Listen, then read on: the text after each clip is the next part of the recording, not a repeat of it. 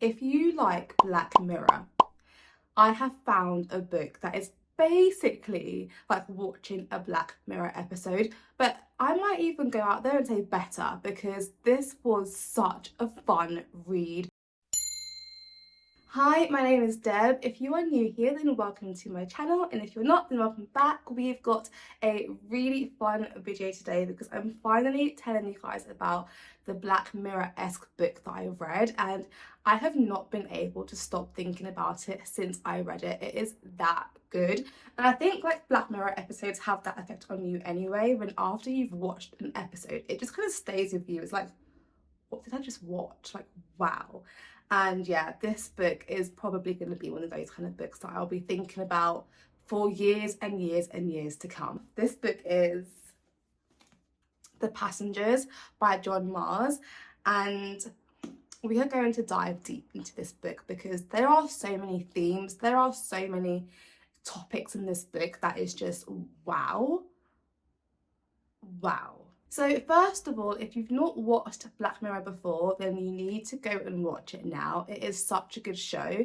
It's like a show that brings in technology and futuristic stuff, philosophy, and it makes up scenarios that you're like, whoa, that is so close to being something that probably could happen in the future, but also in a scary way, because it's like, where is our future leading us? How good is technology? Like, how morally grey is it?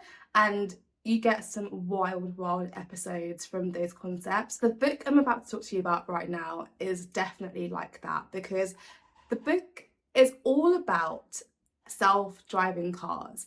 And do you know what? That is a thing now, right? We've got Elon Musk getting Teslas that drive for you. And at first, like when you think of that, at least for me, I was like, I would love to have a car, but I didn't have to drive. I can't drive anyway, but I am definitely a passenger princess. I like to sit in the car and be driven. So like I was saying, this book is basically a book about self-driving cars. And what happens is, in this world that John Mars has created, there is a society where everyone is encouraged very heavily to drive a self-driving car. And that is just now the norm, right? So if you want to drive a manual car, it's very frowned upon, and it's also way more expensive to be insured on, because in this world, self-driving cars are not only cheaper to get insured on, they're considered to be safer. They're a safer option, and that's just where the direction of their world is heading.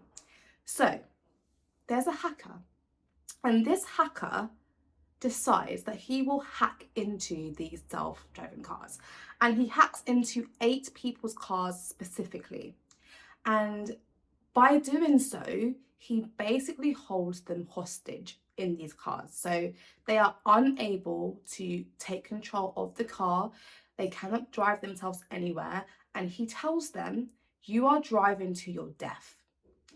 By the time 2 hours or whatever time it is up, you will be dead.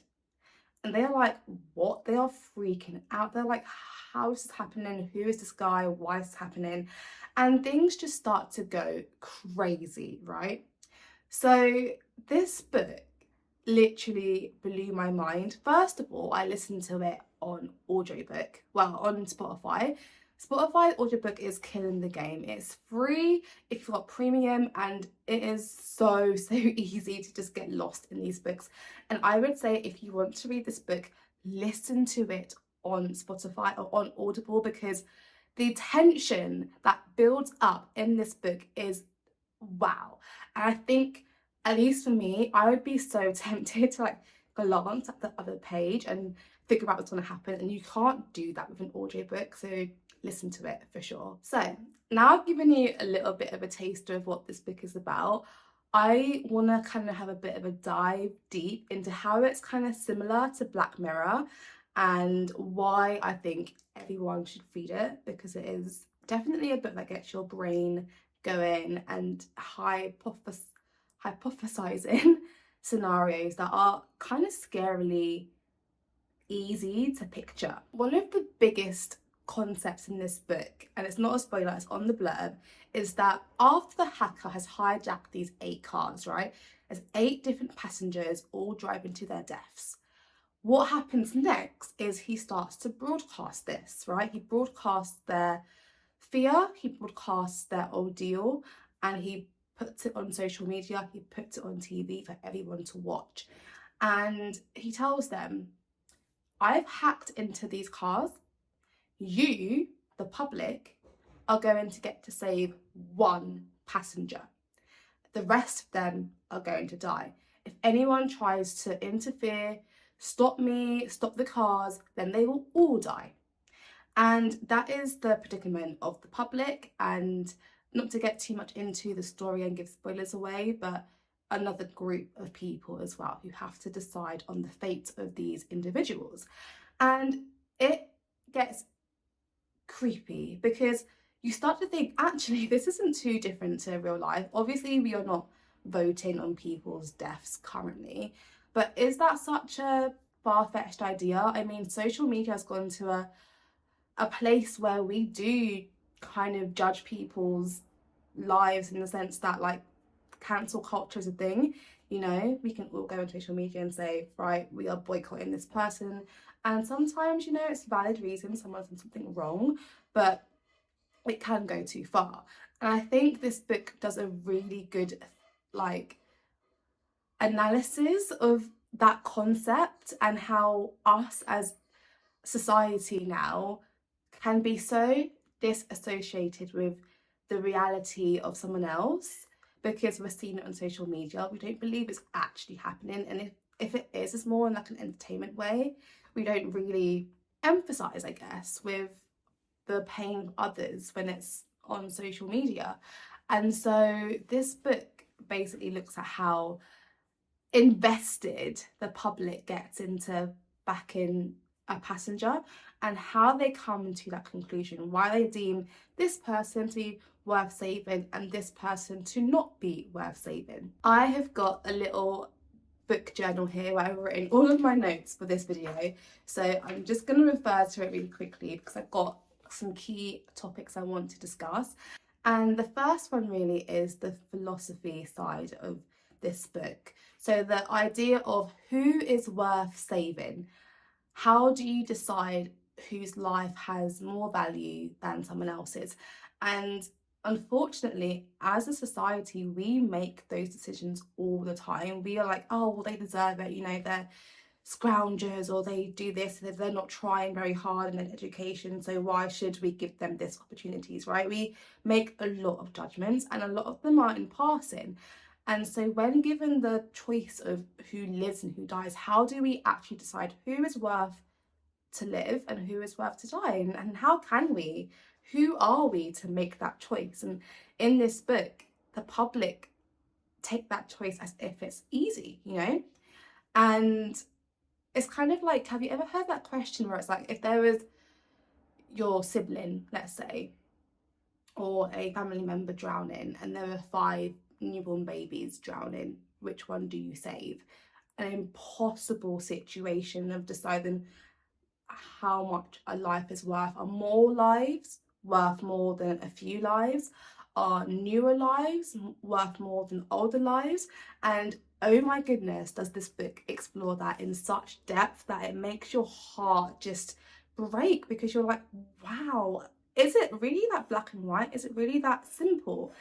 And yeah, these passengers that we get to know are all completely different. They've all got different walks of life, different ethnicities, different religions, different upbringings, different social statuses. And so we literally have to make these decisions, well, they have to make these decisions literally based on what the hacker tells them. So technology versus people is another really interesting topic in Black Mirror. How can technology take over roles that typically humans would do? You know, we've seen it already in shops and with the cars, and even ChatGPT, for example. So in the passengers, we are putting a lot of, well, they are putting a lot of faith and trust in these self-driving cars, right? they believe that these cars will be able to make decisions in life and death situations quicker and more efficiently than a human. So if there was ever a risk of a crash or something going wrong, the belief in this world is that the cars would be able to save more people than a human would. And this book really dives into the idea, like how much faith can we put into tech where we think that they have a better judgment of morality than humans. They have no feelings, they have no loyalties or sense of, I don't know, sense of self. So how can we then say they are in charge of making life and death decisions? And thinking about that in this book was so entertaining. It was like, wow. And you know, there are people who make the technology, so how are they programming this tech to make those choices? And as you uncover more and more and more of this story and the hacker and the characters that make very important choices in this book, you're just like, wow, this is creepy, this is eerie, this is so close to reality, but also thankfully we're not quite there yet, that you're just thinking, oh my gosh, how? I think another really interesting aspect to this book is the sense of a jury. So the public are a jury trying to decide what member of the passengers should live, but there's also a jury that, let me just check how I won't spoil this for you. Yeah, there's also a jury that the hacker has decided on. Just like, you know, if you were going to be a member of the jury to decide on a criminal case. And it kind of looks at the importance of all of the evidence. When you're in a jury, you can only make a decision based on what you are told. And most of the time, that knowledge is presented to you with evidence. Maybe there's pictures, videos, testimonies, but even with that information, is that the full story? Can that be manipulated? And as a jury, how do you make the decision? How do you decide on something so important for our society, or at least in the Western society? A jury is deciding on if you go to prison or not. In this book, it was whether you die or live. And so the facts are important, right? The facts of which member of the passengers is most worth saving. How do they decide that based on the evidence that they are given? It is incredibly hard to watch them deliberate and argue and debate over who should live and who unfortunately should be left to die. And the characters in this book, there's not really much said on the blurb, so I don't want to give you too much information, but I will say there is a pregnant lady, there is a suicidal man, and there is a movie star. And that's just 3 of the different types of people there are. So there are 5 more that I've not mentioned, just so I can let you explore that on your own if you pick up this book. But those aren't spoilers at all, by the way. You find out the passengers quite soon in the book. But just think about it. How do you decide whether a pregnant woman is more worth saving than a man who is suicidal? Do you think, well, he wants to die anyway, save the pregnant woman, of course, it's a new life in her. But then there's also an elderly movie star that gives the world a lot of donations and into hospitals. Maybe she's worth saving, and you just see them deliberate over these people, and it becomes like they're not even real, because it's hard to think of it as that is a real life person we are discussing and whether they should live or die. So yeah, I think that is all I have to say about the passengers. I hope I've put up a good fight and a good case for why you should read this book. And I hope you can see the parallels between Black Mirror and this book in terms of like the philosophy, the technology, the futuristic ideas, and just the darkness. I think Black Mirror is quite a dark show and concept, and there's a lot of darkness in this book. Listen to the audiobook if you can, because it was fantastic, but I'm sure you'll also enjoy reading it if you choose to do that as well. And please, if you do read it, let me know what you think, because I will be thinking about this book for many, many years to come, and I need people to discuss a lot about what happens in this book with. So hopefully my next video is going to be my March wrap up, but I do also have that video I mentioned in my vlog about my boyfriend reading a book I chose for him. So yeah, I can't really tell which one I should upload first. If you've got a preference, then let me know, and I hopefully will see you in that video. Bye guys.